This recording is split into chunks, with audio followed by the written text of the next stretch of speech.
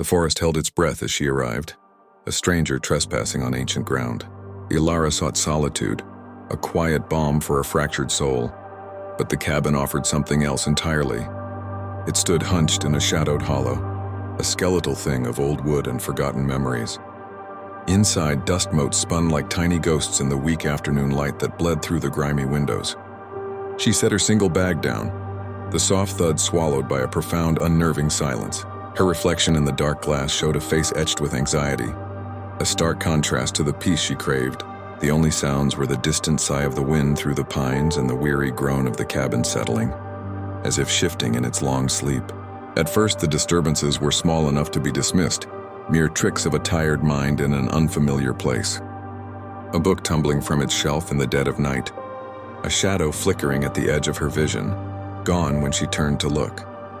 She blamed the inexplicable cold spot that raised the hairs on her arms before vanishing as quickly as it was planted, and it began to sprout in the suffocating quiet.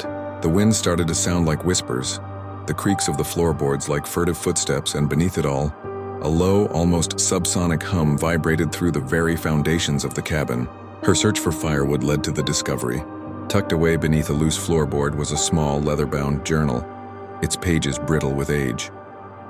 As her fingers brushed the cover, a strange spiral symbol carved into the wood beneath it seemed to pulse in the dim light.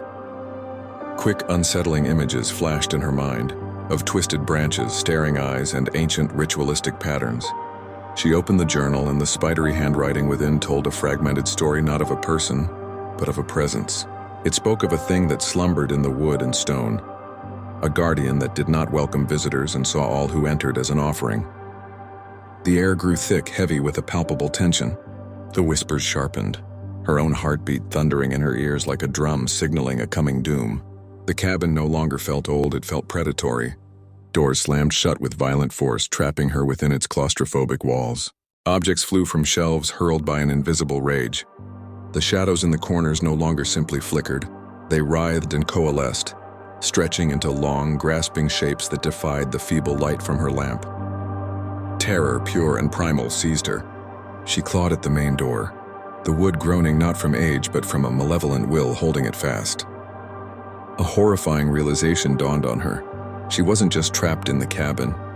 The cabin, the forest, the very ground she stood on, it was all part of it. This presence wasn't a visitor, it was the domain itself.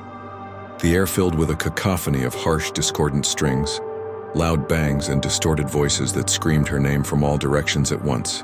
In the final, awful moment, she stopped fighting.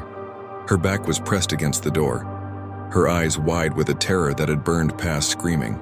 The camera pulls back, revealing the cabin's interior in a new, horrific light. The wooden beams were not straight, but subtly twisted like sinew, the patterns in the grain swirling into 1,000 watching eyes. The spiral symbol she had found was now everywhere, seamlessly integrated into the very architecture of the room, glowing with a faint, malevolent energy. She finally understood she wasn't just a guest or a prisoner.